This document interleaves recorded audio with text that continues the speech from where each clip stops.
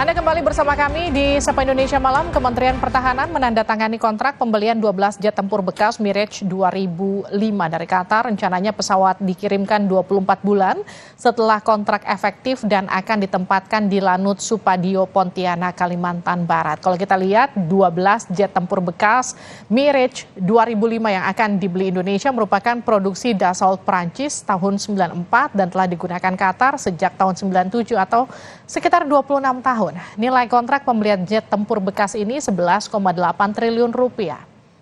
Sebelumnya, Kementerian Pertahanan akan memborong 42 jet tempur Rafale produksi Dassault Prancis. Nilai kontrak pembelian jet tempur ini mencapai 116,19 triliun rupiah. Kementerian Pertahanan menyatakan pembelian jet tempur bekas untuk memenuhi kebutuhan operasional TNI Angkatan Udara. Sementara hingga pesawat tempur Rafale yang dibeli Indonesia datang. Mengapa harus membeli pesawat tempur bekas yang dianggap telah uzur? Bukankah Presiden Jokowi telah menegaskan untuk urusan pembelian alutsista harus disertai alih teknologi? Kita akan bahas lebih lengkap usai tayangan ini. Kementerian Pertahanan menandatangani kontrak pembelian 12 jet tempur bekas Mirage 2005 dari Qatar. Pesawat tempur bekas diproduksi tahun 1994 dan beroperasi di Qatar sejak tahun 1997. Artinya, jet tempur ini sudah berusia 26 tahun. Untuk pembelian jet tempur bekas ini, 733 juta euro atau senilai 11,8 triliun rupiah. Mirage 2005 adalah jet tempur produksi Dassault Prancis. Pertama kali beroperasi tahun 1986. Jet tempur ini memiliki kecepatan 2.333 km per jam. Jet tempur ini dilengkapi dengan berbagai persenjataan canggih. Menteri Pertahanan Prabowo Subianto menyebut, meskipun jet tempur Mirage 2005 ini jam terbang masih sedikit, sehingga bisa dipakai hingga 10 tahun. Walaupun memang dikatakan bekas, tapi Qatar negara yang sangat kecil, jadi flying hours-nya masih sedikit. Jadi masih kita bisa pakai mungkin minimal 15 tahun, 20 tahun lagi. Dan teknologinya sudah sangat canggih dan nanti mengarah kepada Rafale. Jadi inilah pilot-pilot kita nanti akan kita latih di Mirage. Begitu Rafale datang, dia akan transisi ke Rafale. Jadi Anggota Komisi 1 DPR RI, TB Hasanuddin, mempertanyakan pembelian jet tempur bekas yang usianya sudah tua. Dikutip dari Kompas.id, TB Hasanuddin mengatakan, kondisinya apa yang mendesak sampai kita harus membeli pesawat bekas yang tua. Sementara anggota Komisi 1 DPR RI, Bobi Andito Risaldi mengingatkan, sesuai Undang-Undang Industri Pertahanan, pembelian alutsista harus disertai transfer teknologi, yaitu dengan cara membeli alutsista baru. Perlu ada pengganti dari F-5A Tiger dan A4 Skyhawk yang sudah tidak bisa terbang lagi. Sehingga dari sisi anggaran itu sudah tentu sudah dipersiapkan. Kami di Komisi 1 tentu sesuai dengan keputusan MK tahun 2014 tidak membahas sampai satuan 3, yaitu sampai memilih merek ataupun jenis pesawatnya. Dan akan tetapi kita ingin memastikan bahwa sesuai dengan Undang-Undang Inhan ada beberapa persyaratan-persyaratan dalam membeli sebuah alutsista yang termasuk senjata diawaki ini, yaitu ada beberapa batasan seperti TOT yang memang mungkin mengarah ke pembelian alutsista baru. Pengamat militer Khairul Fahmi mengatakan pembelian alutsista bekas akan berdampak pada membengkaknya anggaran untuk pemeliharaan dan perawatan.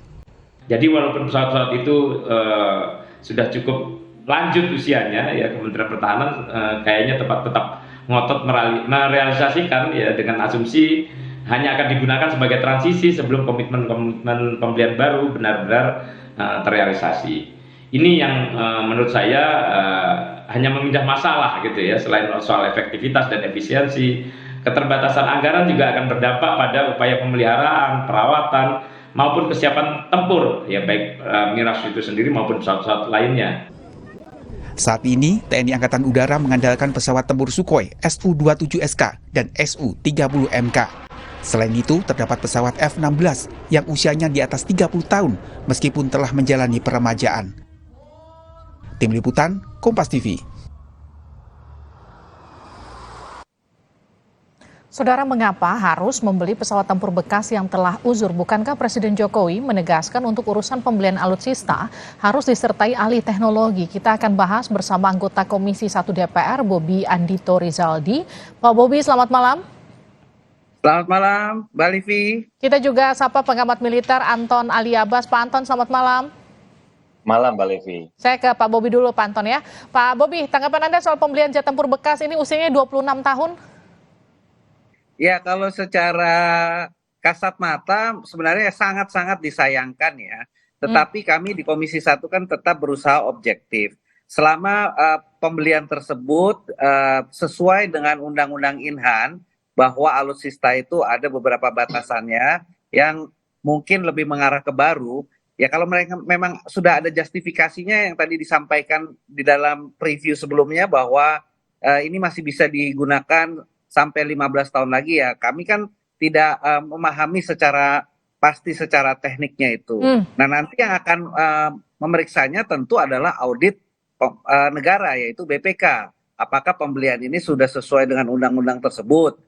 Nah ini yang kami dalam fungsi pengawasan ya kita menunggu saja. Karena kalau dalam fungsi penganggaran uangnya memang sudah ada. Sudah ada ya? Kebutuhannya memang sudah ada. Dan memang secara strategi ini mungkin sangat strategis karena membeli pesawat terbang buatan Prancis yang mana barusan Prancis ini tegang dengan Australia. Kalau kita membeli dengan di Amerika kan pasti akan kalah canggih dibandingkan yang dimiliki oleh Malaysia, Singapura ataupun Australia. Tetapi memang faktor bekas ini apakah bekas bagus atau bekas jelek ya kami juga tidak ingin spekulatif lah sehingga nantinya kita akan menanyakan kiranya memang ini sudah benar karena itu tadi kita tidak bisa membahas satuan tiga, kita tidak pernah tahu apa yang mau dibeli karena sesuai MK kita nggak bisa. Kalau gitu saya tanyakan ke Pak Anton. Pak Anton, ini Anda sebagai pengamat militer, ini kalau saya menggunakan diksinya Pak Bobi ya, ini bekas bagus atau bekas jelek karena usianya udah sekitar 26 tahun.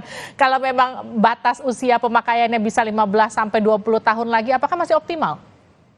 Ya, pertama Mbak Livi, bahwa sebenarnya kalau dicari justifikasi, punya justifikasi gitu ya. Jadi ketika kita bicara pengadaan baru, itu pasti pengadaan baru membutuhkan waktu untuk delivery. Karena itulah kita membutuhkan mengisi kekosongan itu, namanya stop gap gitu ya. Jadi harapannya ketika beli Mirage ini adalah untuk stop gap. Walaupun kalau kita baca lebih teliti, itu ternyata baru datangnya 24 bulan lagi. Sementara jadi cuma beda selisih setahun gitu. Jadi ini 0 sampai 24 ini siapa yang ngisi gitu. Itu satu. Kedua, kita bicara kalau misalnya kemarin Kemhan juga sudah merilis bahwa dengan membawa justifikasi, ngirim alasan kenapa kemudian mereka beli satu skadron ini gitu ya. Tapi kan yang kita nggak tahu adalah sebenarnya kondisi kesiapan tempurnya ini berapa persen. Ini ngomong tentang 26, apakah dia dirawat rutin dan lain-lain, ini kan pasti ada usianya. Jadi usia ini berapa persen nih gitu loh. Jadi kesiapan itu berapa persen. Kenapa? Karena kita punya pengalaman buruk nih. Waktu itu kita hibah misalnya, dapat hibah yang kita juga keluar duit, ini kayaknya Mas Bobi juga hafal, ketika tahun 2015 ada pesawat F-16 jatuh, itu hibah baru loh. Jadi kita punya pengalaman buruk ketika kita mendapatkan barang yang bekas, kualitasnya jelek. Karena itulah mungkin saya pikir penjelasan tadi yang Mas Bobi telah sampaikan, bahwa ini kondisinya seperti apa, itu yang mestinya itu bisa dijelaskan. Karena publik juga berhak tahu bahwa ini kan yang selalu menjadi kritik publik, kenapa kita harus beli bekas, bagaimana kondisinya, bla bla bla, kita punya pengalaman. Nah ini yang belum terjawab. Itu satu. Kedua, memang cerita tentang undang-undang industri pertahanan itu juga selalu menjadi titik kunci ya. Karena ketika beli barang bekas jarang ini kita dapat TOT-nya. Namanya juga bekas pakai, masa Anda dapat TOT, pabrikannya beli dari mana gitu ya kan. Itu selain dari kalau kita lihat ya di tahun 2009 kan sebenarnya negara yang sama itu pernah menawarkan hibah kepada Menhan Johannes Sudarsono gitu. Nah tentang Mirage 2000, tapi kemudian waktu itu Pak Jono menolak. Kenapa? Alasannya satu, biaya haruannya besar, kedua tidak sesuai dengan perencanaan TNI AU. Ya mungkin bagian ini juga mestinya juga direspon oleh Kementerian Pertahanan. Bagaimana kita mengelola biaya harwat gitu, karena biaya harwat ini seringkali besar karena dari sisi politik anggaran misalnya itu kan model pengadaan baru ya, Mas Bobi ya, bukan dengan bahwa hari ini rusak besok langsung masuk bengkel, enggak, ini harus ada pengadaan baru dan lain-lain, itu mekanismenya gitu.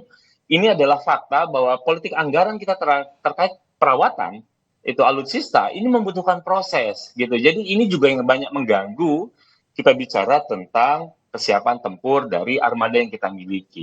Itu, Mbak Livi. Tapi dengan budget katakanlah anggaran kita yang juga mepet-mepet terbatas, kalau kita beli anggaran memang semuanya jet tempur baru, saya rasa juga memang hitung-hitungannya nggak bakalan masuk. Tapi yang jadi pertanyaan memang kalau kita beli yang bekas seperti ini, bagaimana kemudian menentukan kualifikasinya ini layak dibeli atau enggak dibeli atau nunggu hibah atau seperti apa, Pak? Jadi kalau TNI AU jelas dia memahami bagaimana itu kualitas. Jadi kalau soal usia itu kadang-kadang memang ada soal teknisnya, itu bagaimana kemudian mereka bisa menyiasati untuk tetap menjaga agar kualitas dari alutsista yang kita beli, kita gunakan itu tetap pada kondisi optimum. Tapi tentu saja itu tentu tidak berada pada titik 100%. Bisa jadi 90, bisa jadi 80 dan lain-lain. Tergantung tadi ada perawatannya, bagaimana kemudian nanti apa yang kita harus perbaiki dan lain-lain. Gitu. Apakah ini waktu 24 bulan ini itu dilakukan untuk menjaga optimum itu atau seperti apa, kan kita juga nggak tahu. Nah, karena itulah bagi saya titik kuncinya adalah sebenarnya ada penjelasan tambahan. Kalau tadi Pak Menhan bilang misalnya ini usia terbangnya masih sedikit ya, berapa persen Pak? Bagaimana dengan perawatan dan lain-lain? Itu kan sebenarnya itu adalah kegundahan publik ya, kegundahan publik yang tidak menginginkan ada lagi prajurit TNI yang memang terampil, punya keahlian, kemudian menjadi korban. Itu yang kita harus hindari gitu. Jangan sampai kita beli pesawat bekas tapi kemudian tidak lama mangkrak atau justru ada kecelakaan, dan itu yang sangat kita hindari. Pak Bobi, ke depannya akan seperti apa pengawasan dari Komisi 1 kalau kita bicara soal transfer teknologi yang diinginkan Presiden Joko Widodo? Kan condongnya secara logika mungkin akan beli baru, tapi kalau beli baru dengan anggaran segitu, lagi-lagi soal keterbatasan anggaran yang saya rasa juga nggak bakalan cukup. Tapi bagaimana kemudian bisa mengakomodir keinginan Presiden dengan anggaran yang optimal, tapi kemudian pengadaan alutsistanya juga tetap optimal begitu? Ya, sebenarnya paling utama Mbak Livi adalah keterbukaan, transparansi. Kalau di dalam rencana pengembangan MEF itu terbuka, sehingga jelas beli pesawat, apa pesawatnya, baru atau bekas, berapa banyak, itu di awal sudah disampaikan, mungkin tidak terlalu banyak polemik di publik. Karena misalkan sekarang, kenapa dulu kita ngambil hibah pesawat? Akhirnya setelah udah ada polemik banyak baru disampaikan alasannya. Karena kita ingin membangun sumber daya pilot yang lebih banyak daripada kalau kita beli baru cuman separuhnya, lebih baik bekas karena supaya jam terbang pilot kita akan lebih mumpuni. Jadi kalau punya duit lagi, beli pesawat, kita sudah punya sumber daya pilot yang bagus. Nah kalau ini kan tadi ada lagi tuh kata-kata ini akan menjadi transisi. Nah transisi yang mana itulah yang kita perlu detailkan. Sehingga sebenarnya semuanya itu menurut kami adalah prinsipnya adalah transparansi di depan. Parlemen memiliki keterbatasan untuk masuk di satuan 3. Tetapi publik juga tidak boleh dikaget-kagetkan, walaupun pembelian alutsista itu adalah termasuk rahasia, tetapi kan publik juga perlu paham juga uang pajaknya itu dibeli seperti apa. Dan paling penting juga prajurit kita juga aman menggunakan alutsista yang high teknologi seperti ini. Oke, terima kasih Pak Bobi, Pak Anton telah bergabung bersama kami di Sapa Indonesia Malam. Saudara, usai jeda, Sapa Indonesia Malam kembali dengan informasi. Jokowi menyebut kepemimpinan dan pembangunan Indonesia harus berlanjut dan berkesinambungan, bukan seperti meteran pom bensin yang mulai dari nol. Kemana arah sindiran Jokowi? Kita bahas usai jeda.